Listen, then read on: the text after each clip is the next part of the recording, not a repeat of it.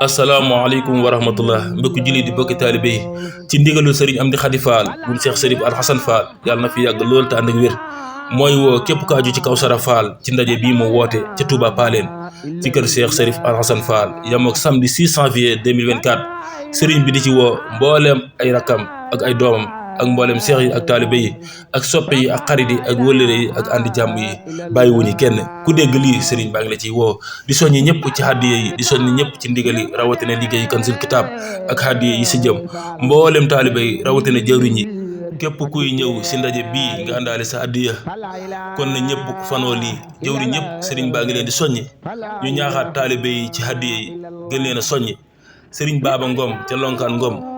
sëriñ Assane Sall xalifa Mame Moussa Sall ca Mbàkke Bawal ak xelli sëriñ Ibrahima Ndour Réfal sëriñ Moussa Ndiambe Ndour Réfal sëriñ Moussa Samb ca Pire sëriñ Naar Mbay ca Jàmmagën sëriñ Sadikh Ñang ca Kër Njool sëriñ Ablaye Thiam ak jëwriñam sëriñ Ismaïla Thiam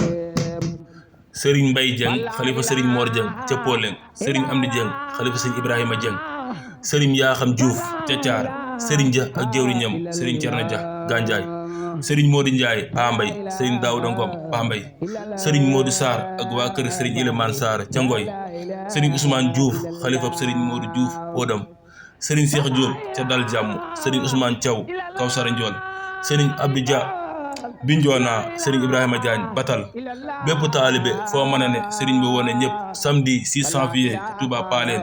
kër Cheikh Serif Alxasan Fall kuy ñëw nga gànnaayoo sa hàddiya ku ànd ak jëf kat jëf rekk la war